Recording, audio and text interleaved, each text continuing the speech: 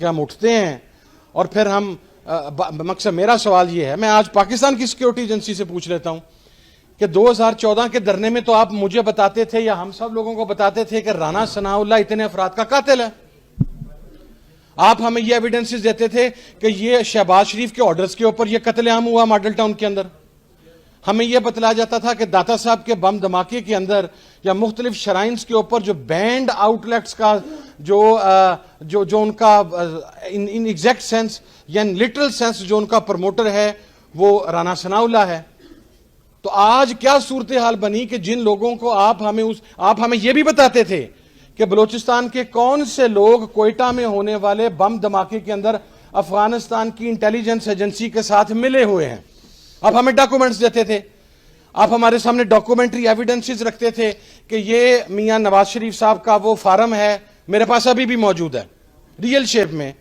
اور کمال دیکھیے کہ میرے والد جب مسلم لیگ کے ساتھ تھے اور ہم مشرف صاحب کے خلاف تھے، تو جب وہ سعودی عرب میں میاں صاحب کو ملنے کے لیے گئے تو حرم شریف میں بیٹھے ہوئے ابا نے یہ پوچھا کہ میاں صاحب پاکستان میں بات ہو رہی ہے کہ آپ کا کوئی ایگریمنٹ سائن ہو گیا ہے. تو وہ کہنے لگے کہ صاحب میں گواہ ہوں اس چیز کا اور میں قرآن کے اوپر اس چیز کی قسم دے سکتا ہوں. کہ وہ کہنے لگے صاحب جھوٹ بولا جا رہا ہے، میں حرم شریف کے اندر بیٹھا ہوں، یہ میرے سامنے خانہ کعبہ ہے، میرا کوئی ایگریمنٹ سائن نہیں ہوا. اور اب میرے پاس وہ ایکچوئل ایگریمنٹ ہے جس کا فائل نمبر بھی موجود ہے، جو ریکارڈ کے اندر جا کے چیک کیا جا سکتا ہے.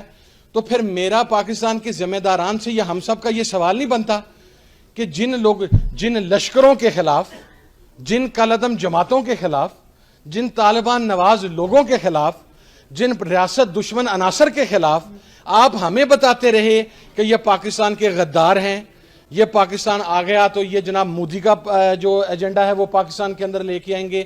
تو آج جب وہ یہاں پر آ گئے ہیں تو آپ انہیں سیلوٹ پھر کس منہ سے کر رہے ہیں؟ پھر اس کا مقصد یہ ہے کہ پاکستان کے اندر غیر ملکی طاقتوں کا ایجنٹ بن کر یا سامراج کا ایجنٹ بن کر آپ اپنی عزت بھی کروا سکتے ہیں، آپ ایوان اقتدار میں بھی پہنچ سکتے ہیں. اور اگر آپ پاکستان کی بات کریں گے، اگر آپ یہاں پر قتل، اور سب سے پہلے تو اسلام کے اندر کنٹیمپٹ آف کورٹ کا کوئی کانسیپٹ موجود نہیں ہے. ہمارے ہاں پرابلم یہ ہے کہ ہم ان فیصلوں کو بھی ڈیفینڈ کرنا شروع کر دیتے ہیں. کنٹیمپٹ آف کورٹ کا کیا مطلب ہوا؟ جناب والا ماڈل ٹاؤن کی وہ بچی بسما آپ کی عدالتوں کے باہر رات ساری رات بیٹھی رہتی ہے، تو رات 12 بجے اس کی عدالت تو نہیں کھلتی. یہاں پر بچوں کو چائلڈ ملیسٹیشن ہوتی ہے، یہاں پر ریپ ہوتا ہے، یہاں پر قتل عام ہوتا ہے، یہاں پر لوگوں کی عزتوں کے ساتھ کھیلا جاتا ہے. لیکن ہماری عدالتوں میں تو وہ کیس 20 25 سال. یہاں پر تو ایک قاتل ایم این اے وہ دبئی سے پاکستان آتا ہے، وہ ڈال کے جاتا ہے.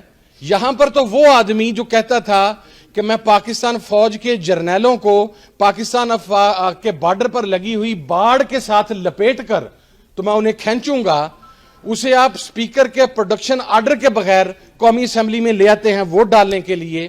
اب اسی موشن ہمیں بتایا جاتا تھا، میں ذمہ داری سے کہہ رہا ہوں، ہمیں بتایا جاتا تھا کہ یہ موشن داوڑ اور وزیر جو علی وزیر ہے یہ پاکستان کے مخالف ہیں، یہ پاکستان کے دشمن ہیں.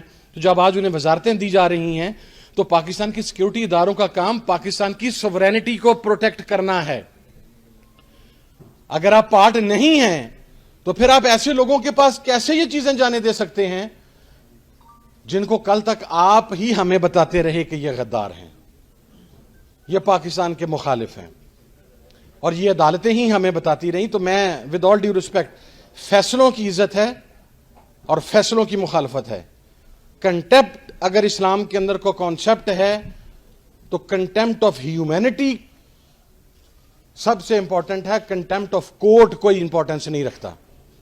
یہاں پر جب آپ کا نظام سامراج کے تحت چلے گا، جب شریعت کا کانسیپٹ ہی موجود نہیں ہوگا، میرا سوال ہے تو جب تک یہاں پر انصاف اور قانون یہاں پر نہیں آئے گا، اس وقت تک آپ کا حکمران فلسطین اور کشمیر کے لیے آواز بلند نہیں کرے گا. کسی میرے بھائی کو ناگوار گزرے تو میں اس کے اوپر معذرت خواہ ہوں. جب مسلم حکمرانوں کی جائیدادیں، ان کے بچے، ان کے انٹرسٹ وہ आज की दुनिया के सबसे बड़े शैतान मुल्क अमेरिका के अंदर होंगे, तो फिर आप उनसे ये एक्सपेक्ट नहीं कर सकते कि वो फ़लस्तीन के इशू के ऊपर बात करें। ये बड़ी एक रिटर्न रियलिटी है, और बल्कि मैं कहता हूँ ये इतनी तल्ख है। कितने अमेरिकन्स जो एक्स प्रेसिडेंट्स हैं, उनके कांग्रेसमैन हैं, उनकी जायदादें ब्रिटेन में हैं या यूरोप में हैं?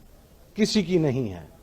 हर अमेरिकन जो स्टेक होल्डर है, जो उस मेन ओहदे के ऊपर आता है, वो मरने तक अमेरिका के अंदर ही रहता है। आपके हर हुक्मरान की जायदाद भी अपने रिस्पेक्टिव कंट्री से बाहर है, उसकी औलाद भी रिस्पेक्टिव कंट्री से बाहर है, उसका इंटरेस्ट भी रिस्पेक्टिव कंट्री से बाहर है। जनरल रहील शरीफ साहब सऊदी अरब तशरीफ ले गए, उनके लिए ये एजाज क्या कम था कि वो वफाद पाकिस्तान के सरबराह थे। और एक कॉन्सेप्ट होता है कि रियासत के ये जो जिम्मेदारान होते हैं, ये अपनी कैपेसिटी के अंदर भी एक रिस्क होते हैं, क्योंकि इनके पास स्टेट के राज होते हैं। हमें सियासतदान तो नजर आता है कि वो लंदन में जाके बैठ जाता है, या वो ब्रिटेन में, वो यूरोप में जाके बैठ जाता है, लेकिन हमें पाकिस्तान का वो साबका चीफ जस्टिस नजर नहीं आता जो अपनी चीफ जस्टिस के ओहदे से उतरते अपनी पूरी फैमिली को लेके अमेरिका में सेटल हो जाता है। हमें पाकिस्तान का वो जर्नल नजर नहीं आता जिसकी जिंदगी में ही उसकी पूरी फैमिली वहां पर सेटल हो चुकी होती है। हमारी टॉप सीक्रेट, जिसे हम प्रीमियर सिक्योरिटी एजेंसी कहते हैं, अगर उसके सरबराहान यूएई के या किसी और मुल्क के पेरोल के ऊपर बैठे होंगे, तो फिर क्या आप ये उम्मीद नहीं कर सकते कि हमारी रियासत के राज दूसरों के हाथ में जा सकते हैं? हमारी रियासत, और ये पूरी दुनिया के अंदर आप जाकर देख लें, कम से कम मेरे नॉलेज में नहीं है कि जो किसी भी मुल्क की अफवाज हैं, जो किसी भी मुल्क की प्रीमियर एजेंसी हैं, सीक्रेट एजेंसीज हैं, जो किसी भी मुल्क के सरबराहान ममलिकत हैं, उन्हें ज़ाहरी तौर पर नहीं लेकिन उन्हें प्रैक्टिकली फोर्सफुली उस मुल्क के अंदर रहने पर मजबूर किया जाता है कि अगर आप इस मुल्क में रहते हुए इस मुल्क के सदर बने या किसी इदारे के सरबराह बने, तो फिर मरना भी इस मुल्क के अंदर है। तो वीडियो लाइक करना मत भूलिएगा, सब्सक्राइब बटन पर क्लिक करें और बेल के निशान पर भी क्लिक करें ताकि हर वीडियो आपको मिल सके। अपना ख्याल रखिएगा। अल्लाह हाफ़िज़।